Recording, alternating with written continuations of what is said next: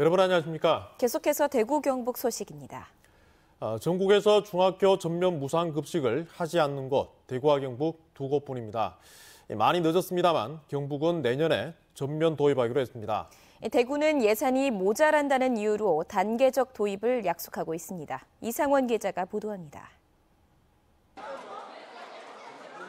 경상북도는 현재 전체 중학생의 58%인 3만 7천여 명에게 급식 비용을 지급하고 있습니다. 부모의 경제적 수준을 따져 대상을 정한 겁니다. 경상북도 교육청은 내년 모든 중학생들에게 무상급식을 실시합니다. 지금보다 인원은 2만 6천 명, 금액은 158억 원이 더 듭니다. 2020년부터는 단계별로 고등학교까지 확대 실시한다는 계획입니다. 9년도에 전부 다 합니다. 중학교 다 하고 20년부터는 고1, 고2, 고3 이렇게 순서대로 하려고 합니다. 효과가 없는 업무들 많이 폐지를 했습니다. 그런 업무 폐지를 통한 예산 확보도 같이 해서 그렇게 확보하려고 합니다. 대구는 중학생 6만 6천여 명 가운데 37%인 2만 4천여 명에게 급식 지원을 하고 있습니다. 대구교육청은 내년부터 전면 실시보다는 단계적으로 실시하겠다는 계획입니다. 우선 내년에 1개 학년이나 2개 학년 정도를 확대하고 전체 빠른 시간 내에 중학교 전면 무상급식을 시행할 계획입니다. 대구교육청은 대구시 예산 부담이 커져 전면 실시는 어렵다고 보고 있습니다. 교육감과 시장이 공통으로 약속한 공약이기 때문에 좀 통 크게 또 과거의 전력도 있기 때문에 합의할 필요가 있고 또 단계적인 중학교 무상급식이 아니라 전면적으로 무상급식을 할 필요가 있다. 경상북도가 내년에 중학교 무상급식을 도입하면 전국에서 오직 대구만 전면 무상급식을 하지 않는 지역으로 남습니다. MBC 뉴스 이상원입니다.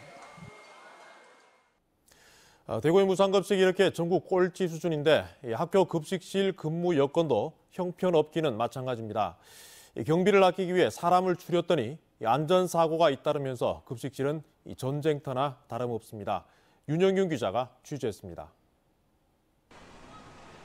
대구시 수성구의 한 초등학교입니다.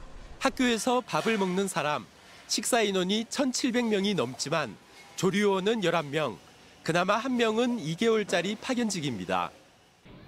이곳의 조리원 1명이 맡는 식사 인원은 154명으로 대구시 교육청이 정한 식사 인원 140명의 조리원 1명이라는 행정 지침이 지켜지지 않고 있습니다. 식사 인원 140명의 조리원 1명이라는 행정 지침조차 전국에서 가장 열악한 수준이지만 이마저도 지키지 않는 겁니다. 예를 들어 식사 인원이 800명인데 140대 1이라는 지침으로 계산하면 5.7명이 나오지만 5명만 고용하는 식입니다.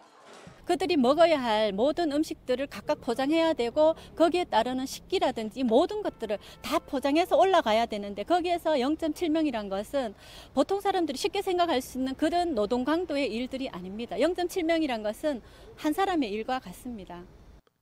이렇게 인원이 부족하다 보니 급식실은 전쟁터나 다름없습니다. 무거운 식판을 혼자 옮기거나 뜨거운 음식을 급하게 맨손으로 요리하기도 합니다.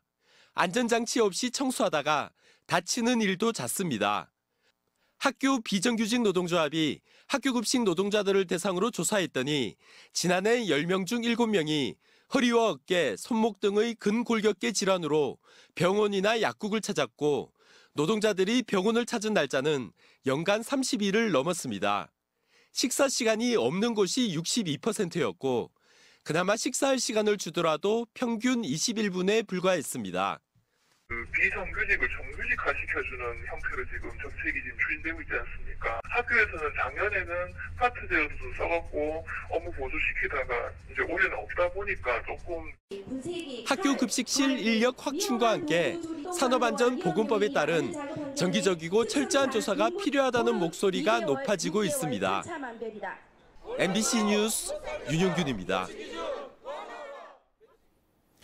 박명흠 대구은행장 직무대행이 채용 비리 건으로 검찰 수사를 받고 있다고 어제 전해드렸죠. DGB 금융지주 김태호 회장은 은행장 감시를 제대로 하지 못한 사회이사를 비판하며 은행장 자리가 다시 공석이 되면 겸직도 고려하겠다고 밝혔습니다. 양관희 기자가 보도합니다.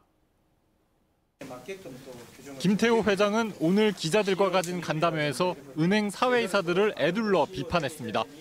박명흠 대구은행장 직무대행이 아들 채용 비리 건으로 검찰 수사를 받기 전에 은행 사회이사들이 미리 감사해야 했지만 그렇게 하지 않았다고 말했습니다. 지난달 중순 김 회장이 은행 이사회에 박 은행장을 조사해 결과를 보고해달라고 요청도 했지만 수사를 지켜봐야 한다는 원론적 답변만 들었다는 겁니다. 책임질 사람들이 책임을 지고 있지 않다는 금융당국의 말을 빌려 김 회장은 은행장 비리 등을 제대로 감독하지 않은 은행 사회이사들을 비판했습니다. 김태호 회장은 검찰 수사 등의 이유로 은행장 공백 상태가 다시 와 겸직 제안이 들어오면 받아들일지 고민해보겠다고도 말했습니다. 김 회장은 대구은행 비리 고리를 끊고 투명한 경영 문화를 만들기 위해 지배구조 선진화 방안을 내놨다고 밝혔습니다. 권한이 줄어들 것을 염려해 지배구조를 바꾸는 것을 반대하는 일부 은행 사회이사들을 압박한 셈입니다. 오는 19일 DGB 금융지주는 이사회를 열어 지배구조 선진화 방안을 상정하고 의결할 방침입니다. 그룹 안에서 또 사회이사 사이에서도 적잖은 진통이 예상됩니다. MBC 뉴스 양관입니다. 오늘부터 20일 동안의 일정으로 국정감사가 시작됐습니다. 대구와 경북 주요 기관에 대한 국정감사는 오는 12일부터 시작됩니다. 현안과 일정을 한태현 기자가 보도합니다. 대구와 경북 주요 기관에 대한 국정감사는 오는 12일부터 열립니다. 12일에는 지역에 있는 공공기관인 한국교육학술정보원, 한국장학재단, 한국사학진흥재단에 대한 국정감사를 합니다. 같은 날 역시 국회에서 한국수력원자력에 대해 감사가 있습니다. 오는 15일에는 김천 한국도로공사에서 한국도로공사와 한국교통안전공단을, 국회에서는 한국가스공사를 각각 감사합니다. 오는 16일에는 경북도청에서 국정감사가 열립니다. 국토교통위원회가 감사를 하는데 도청 이전 후 처음입니다. 지역 SOC 사업과 관련된 예산 확보와 태풍 콩레이 피해 관련 복구가 쟁점 사항이 될 전망입니다. 같은 날 부산고등법원에서는 대구가정지방고등법원에 대한 감사가, 국회에서는 한국정보화진흥원에 대한 감사가 있습니다. 17일에는 국회에서 대구교육청과 경북교육청에 대해 감사를 하는데 전국 꼴찌 수준인 무상급식에 대한 의원들의 날카로운 질문이 예상됩니다. 오는 18일 육군본부에서는 영천에 있는 육군 3사관학교에 대한 국정감사가, 국회에서는 대구지방환경청과 대구지방고용노동청에 대해 국감이 예고돼 있습니다. 오는 19일에는 공군본부에서 대구에 있는 공군 군수사령부 대해 국감이 열립니다. 오는 22일에는 국회에서는 한국산업단지공단에 대해 국감이, 23일에는 국회에서 한국뇌연구원과 국립대구과학관에 대해 국정감사가 열립니다. 오는 25일에는 도청에서 경북도와 경북지방경찰청에 대해 행정안전위원회의 국감이 예정돼 있습니다. 새마을운동 세계화 사업과 박정희 기념사업, 탈원전에 따른 지역경제 활성화 대책 등이 주요 쟁점이 될 전망입니다. 이번 국정감사에서 우리 지역에서는 대구 통합 신공항 이전을 비롯해 인구 감소에 따른 지방 소멸, 그리고 일자리 창출과 같은 민생 경제와 관련된 질의도 쏟아질 것으로 예상됩니다. 한편 대구시와 대구지방경찰청은 이번 국감에서 빠졌습니다. MBC 뉴스 한태현입니다. 대구지검 여성아동범죄조사부는 사귀던 여성을 폭행한 혐의로 대구 출신 마이너리거 배지환 선수를 벌금 200만 원에 약식 기소했습니다. 배 씨는 지난해 12월 31일 대구시 중구 동성로에서 여자친구의 어깨를 때리고 발로 차는 등 폭행한 혐의를 받고 있습니다. 대구지검은 배지환 선수가 나이가 어리고 피해자를 위해 거액을 공탁해 처벌 수위를 두고 고민하다가 검찰 시민위원회를 거쳐 약식 기소하기로 했습니다. 배지환 선수는 청소년 국가대표로 활약했고 미국 프로야구 피츠버그 파이어리츠 산하 마이너리그에서 선수 생활을 하고 있습니다.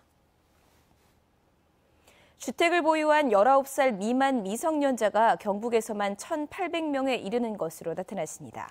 국회 기획재정위원회 심기준 의원이 통계청으로부터 받은 자료에 따르면 2016년 말 기준으로 주택을 가진 경북 지역 미성년자는 1,790여 명이고 그 가운데 60여 명은 주택을 2채 이상 가진 것으로 나타났습니다.